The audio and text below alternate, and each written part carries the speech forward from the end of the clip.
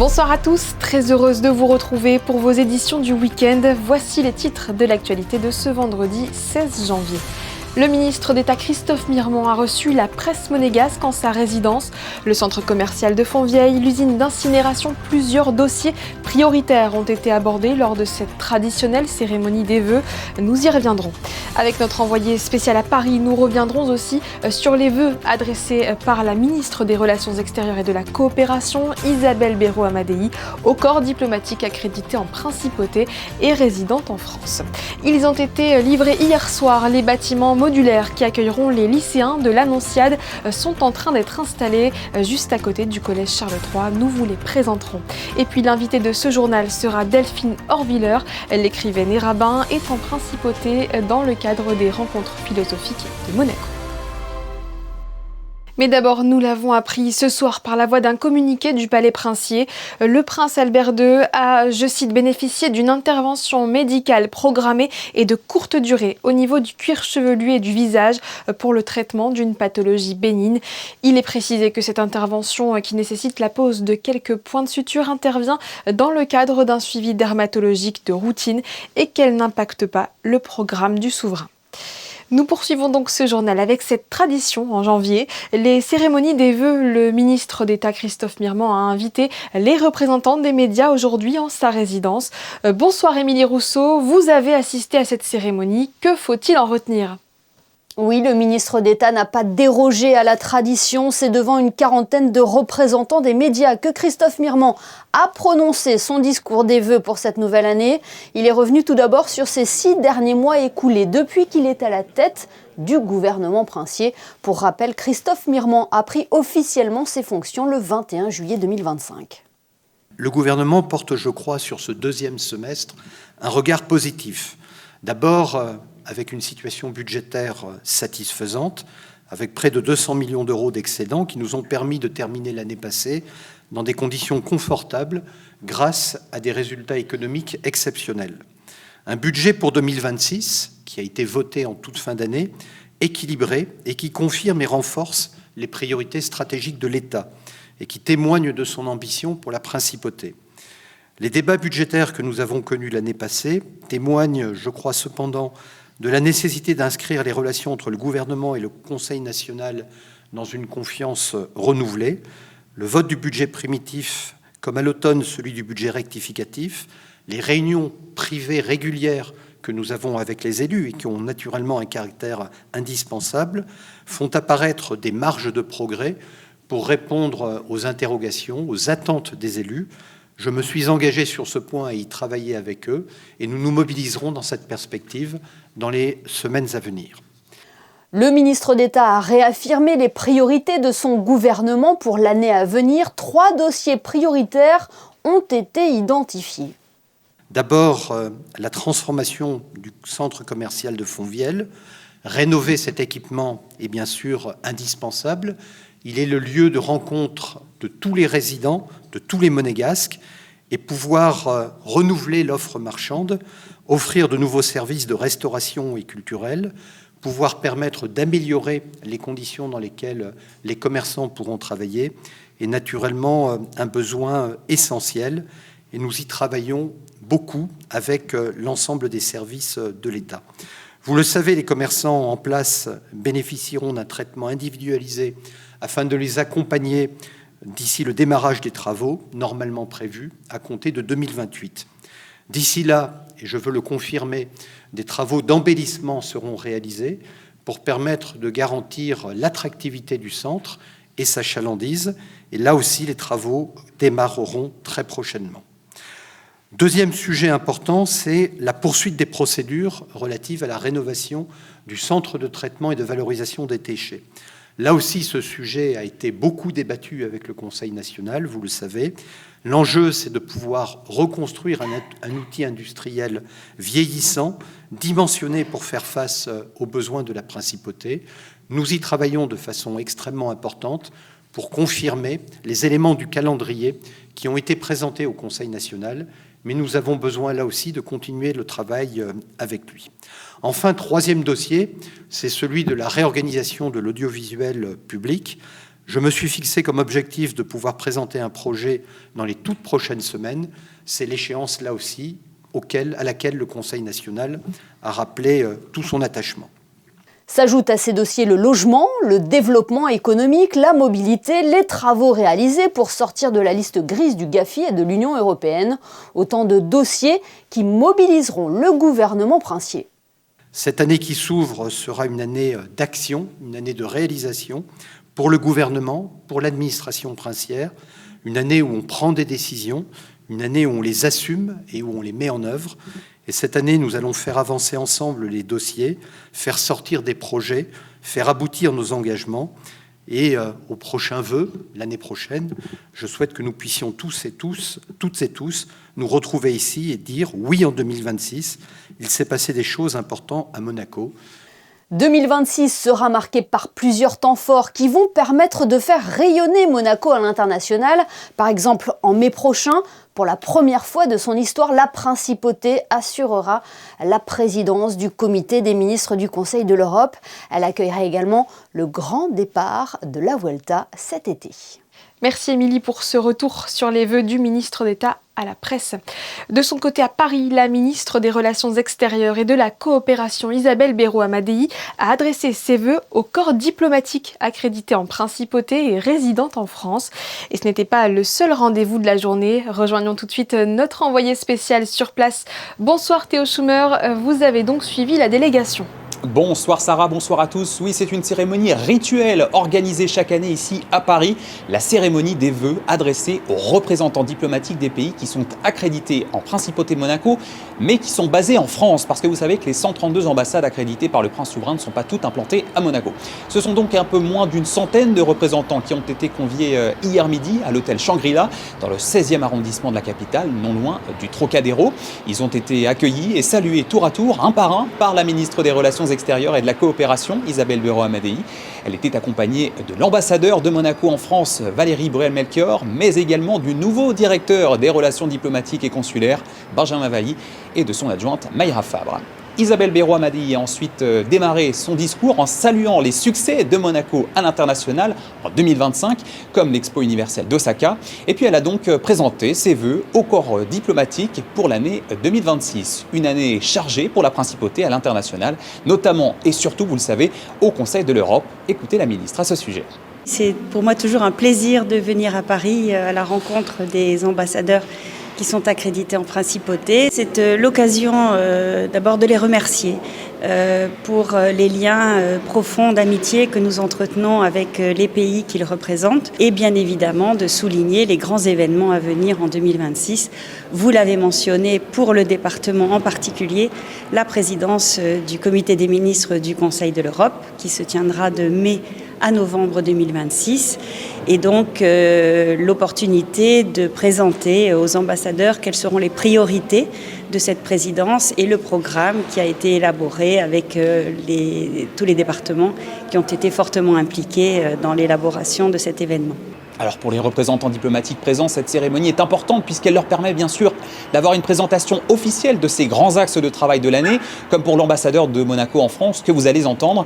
Mais pour chacun, c'est aussi le plaisir de revoir ses homologues, ses collègues, d'échanger avec eux et pour certains même de les rencontrer pour la première fois, comme pour l'ambassadeur du Danemark à Monaco. Écoutez-les toutes les deux. C'est la première fois que j'ai l'occasion et l'honneur de fêter les meilleurs vœux l'année avec des représentants, Madame la ministre de Monaco. Alors c'est un grand honneur. J'ai présenté mes lettres de créance à Son Altesse l'année passée. Et de se rencontrer ici, je pense que c'est un moment très très important. Je suis le premier témoin peut-être de cette coopération puisque tous mes collègues qui sont accrédités en Principauté de Monaco, à l'exception de la France et de l'Italie, mais mes collègues ici sont accrédités à Paris avec moi, donc je les vois très souvent.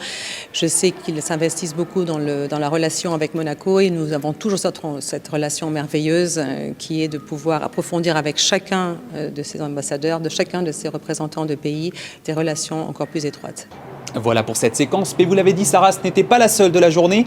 Juste après, la délégation a pris la direction du siège de l'UNESCO sur l'autre rive de la Seine, dans le 7e arrondissement cette fois. Rendez-vous était donné à 15h30 pour la signature d'un accord cadre. En fait, en tant qu'État membre de l'UNESCO depuis 1949, 77 ans maintenant, la Principauté de Monaco soutient un certain nombre d'initiatives et apporte pour cela son financement à l'UNESCO.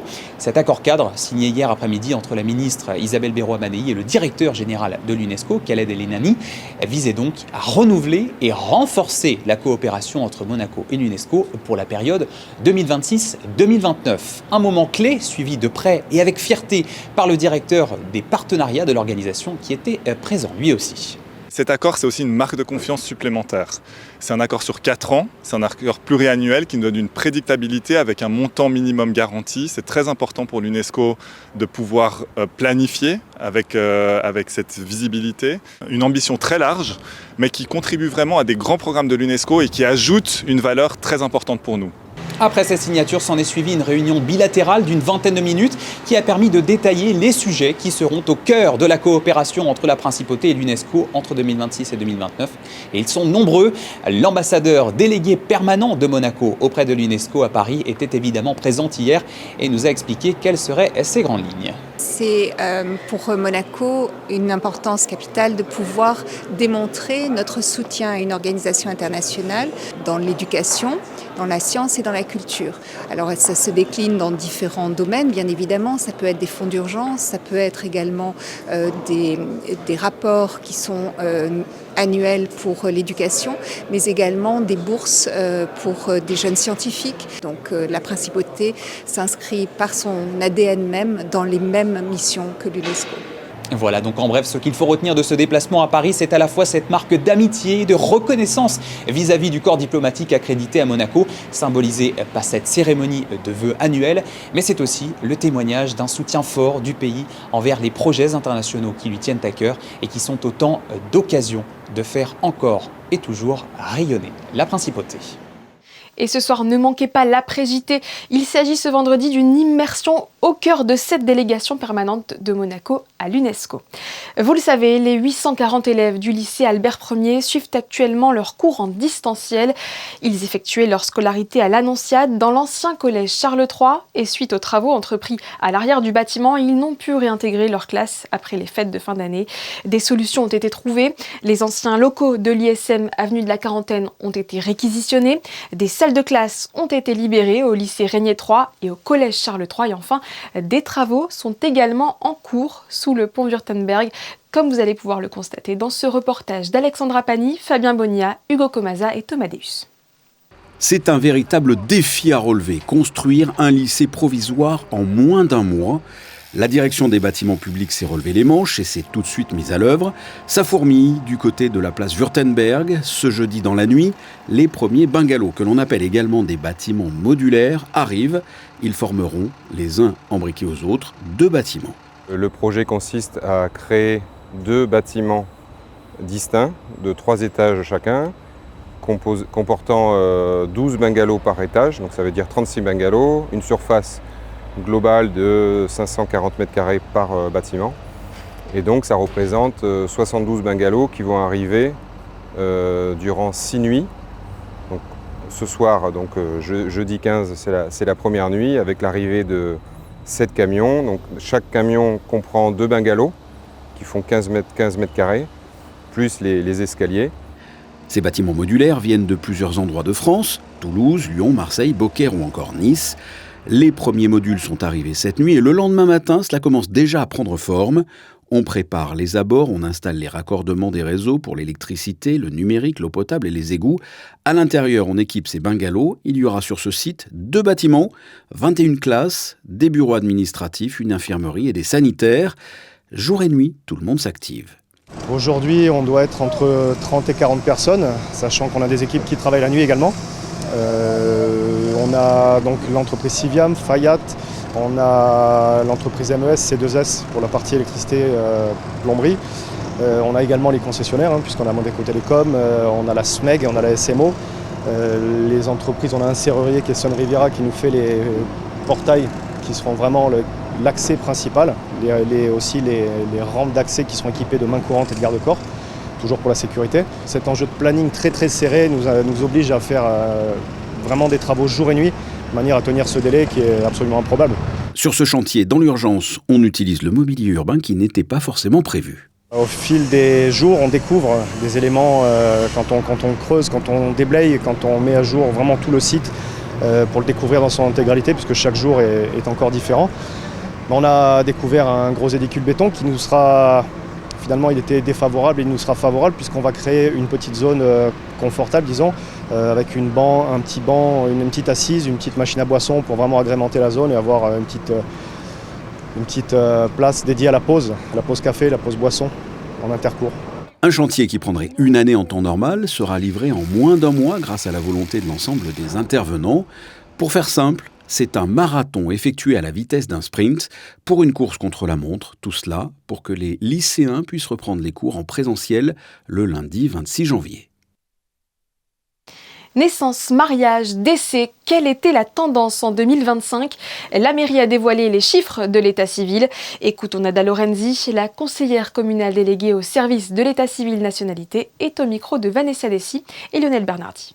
En 2025, le nombre de naissances que le service d'état civil nationalité a enregistré est de 732. Ça veut dire qu'il y a à peu près 10 naissances de plus qu'en 2024. On peut dire que sur les 732 naissances, il y a eu plus de garçons que de filles. Il y a eu 404 garçons et 328 filles.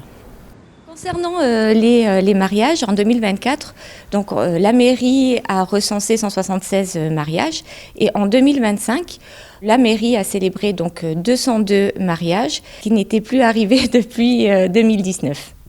Voilà, une hausse du nombre de mariages et on en profite pour féliciter notre collègue André Vatrican, heureux papa de la petite Adèle, née le 14 janvier. Et de 6, Monaco décroche sa 6e victoire de suite en Euroleague. La Roca Team s'est imposée à l'Adidas Arena de Paris hier soir, 95-87, et s'empare provisoirement de la tête du classement. Mike James a inscrit 23 points et a porté le début de la rencontre. Daniel Theis, lui, aura fait la différence dans les dernières minutes. À noter qu'il s'agit pour les Rouges et Blancs de leur 4e succès consécutif contre le Paris Basketball. Ils affronteront à domicile demain Limoges en championnat de France. Il est maintenant l'heure de philosopher. Dans le cadre des rencontres philosophiques de Monaco, le thème de la rédemption a été abordé hier au théâtre Princesse Grace. 4 intervenants de renom ont fait le déplacement, dont l'écrivaine et rabbin Delphine Orviller, qui nous fait le plaisir d'être notre invitée. Bonsoir. Bonsoir. Merci de nous accorder cette interview en marge de votre venue à Monaco. Vous êtes une intervenante régulière des rencontres philosophiques. C'est toujours intéressant pour vous d'avoir accès à ce type de tribune pour développer des réflexions sur la société ? Oui, c'est toujours passionnant, fascinant. Bien sûr, c'est aussi un plaisir de venir ici à Monaco et c'est toujours une joie de pouvoir discuter, dialoguer, rencontrer des gens sur des sujets qui sont pertinents pour aujourd'hui. Monaco que vous connaissez bien, hein, vous étiez venu aussi dans un autre contexte. J'étais venue ici il y a 2 ans présenter un de mes textes qui avait été adapté au théâtre et qui l'est toujours, qui s'appelle « Il n'y a pas de hasard », qui avait été joué ici à Monaco et j'étais venue en parler il y a 2 ans. Hier, vous avez donc échangé autour du thème de la rédemption. Comment est-ce que vous définissez ce terme ? Alors c'est un terme très difficile à définir. En fait, dans ma tête, pour moi, il est associé à un autre concept qui est celui de messianisme, c'est-à-dire l'idée qu'on pourrait entrer dans un nouveau temps. Je crois que c'est un terme qui a été choisi pas par hasard, parce que beaucoup de gens aujourd'hui se demandent est-ce qu'on n'est pas en train d'entrer dans un nouveau temps ? Est-ce qu'on n'est pas dans un moment qu'on pourrait appeler un moment de rédemption qui s'annonce ? Bien sûr, c'est un terme religieux à l'origine, mais on est nombreux à sentir que comme une époque s'achève, on entre dans un nouveau temps et se réveillent tout autour de nous des vents messianiques. Beaucoup de gens, d'une manière ou d'une autre, dans la sphère politique ou dans la sphère religieuse, parlent de notions un peu messianiques, de temps nouveau, d'un temps qui s'achève, de la possibilité d'un recommencement. C'est un concept, vous l'avez dit, qu'on retrouve d'abord dans la religion. Je rappelle que vous êtes écrivaine, mais aussi rabbin. Est-ce que la notion de rédemption est forcément rattachée à la notion de religion ? Au départ, ça l'est. Cette idée que le monde est dans un état cassé, abîmé, et qu'on attend que la paix arrive, on attend une réparation, c'est vraiment une notion très religieuse. Mais dans les différentes religions, elle n'est pas du tout explorée de la même manière. Par exemple, le christianisme considère que le Messie est déjà venu et qu'on attend son retour, alors que dans la tradition juive, dans ma tradition d'origine, on l'attend toujours, il n'est pas venu. Et on se pose la question de comment et dans quelles conditions il pourrait arriver. Mais on voit très bien comment ces concepts religieux peuvent être transposés dans des cadres plus profanes. Est-ce que dans nos vies, on considère qu'on attend une forme de salut ? Comment est-ce qu'on produit du changement dans l'histoire ? Est-ce qu'on attend qu'il arrive sans rien faire, passivement ? Ou alors est-ce qu'on le provoque d'une manière ou d'une autre ? Et est-ce qu'on peut dire que la rédemption va plus loin que la simple résilience ? Oui, je crois que ça pose la question du deuil aussi, la question de tout ce qui dans nos vies est manqué, cassé, perdu. Comment est-ce qu'on aspire à des formes de réparation ? Et je crois que ça concerne tout un chacun. Ça peut être des réparations collectives ou parfois très individuelles. Comment est-ce que chacun d'entre nous aspire à ce qu'il y ait dans sa vie du neuf ? Et ça peut faire écho aussi à cette nouvelle année 2026. C'est un thème qui est peut-être pas choisi au hasard non plus en ce début janvier. Oui, en tout cas, c'est sans doute le moment dans nos vies où on prend plein de résolutions. On se dit que tout pourrait changer. En général, on n'est pas très bon à tenir ces résolutions au début d'année. Mais voilà, je pense que c'est un terme à explorer, peut-être parfois à déconnecter justement du religieux pour se poser la question de sa pertinence pour chacun d'entre nous en tous les temps de notre vie. Merci beaucoup Delphine Orviller pour votre éclairage. Merci à vous. À l'auditorium Régnier 3, les passionnés de musique classique avaient rendez-vous avec l'excellence. Les amis de l'Orchestre Philharmonique de Monte-Carlo ont organisé une conférence exceptionnelle placée sous le signe du partage avec 4 solistes de l'OPMC, Christine Tapetit et Jean-Alexandre Dordet. Au cœur de cette conférence, 4 musiciens de renom réunis pour raconter leur parcours et leur passion. Parmi eux, David Lefebvre, premier violon de l'orchestre, recruté par René Croesi, a évoqué les différents temps forts qui ont marqué sa carrière et son amour pour la musique. La vie d'un musicien est une succession, là c'est pas un tour de passe-passe que je fais, mais n'est qu'une succession de temps extraordinaires, puisque on ne peut pas jouer une œuvre de musique classique sans s'investir dedans, sans donner le maximum de soi-même. Donc en fait, si vous voulez, j'ai envie de vous dire, chaque jour est avec l'orchestre, chaque jour est un grand jour, est une grande émotion, parce que encore une fois, si je prenais un événement, je trouve que ça pourrait faire pâlir les autres, alors que en fait chaque jour c'est une nouvelle aventure qui commence pour nous, en tant que musiciens, et c'est pour ça que je pense, en tout cas vous le savez, beaucoup de gens le savent peut-être déjà, la musique est un métier passion que l'on fait que par passion, et donc du coup comme c'est passionnant, tous les moments sont magnifiques. À ses côtés, Anne Mogg, flûtiste soliste arrivée à l'Orchestre Philharmonique en 1990, a partagé anecdotes et souvenirs évoquant plus de 3 décennies au service de la musique. Elle est revenue sur ses débuts à l'OPMC et sur les grandes figures de chefs d'orchestre qui ont marqué sa carrière. Le premier dont je parlerai, c'est Semkov.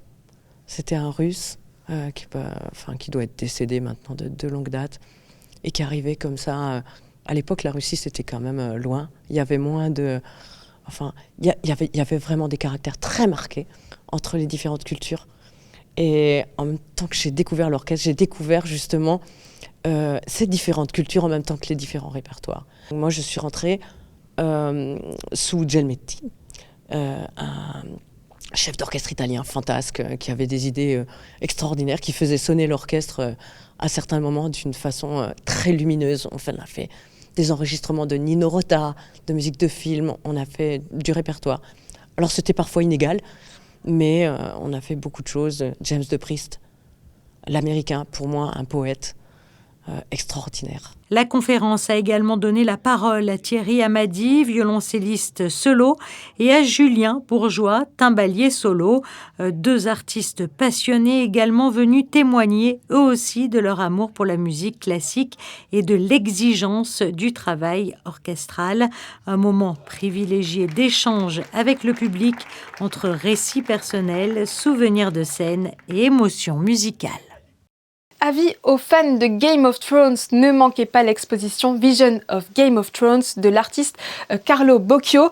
L'Italien, connu également sous le nom de Jacques Oilrain, s'est inspiré de ce phénomène planétaire pour réaliser les dessins et peintures actuellement présentés à l'Accademia Fine Art. Vous avez jusqu'à jeudi prochain, le 22 janvier, pour les découvrir.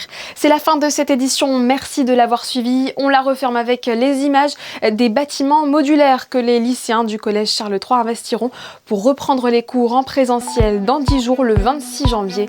À venir, la météo d'Alban Gingembre et votre après-JT. A tout de suite.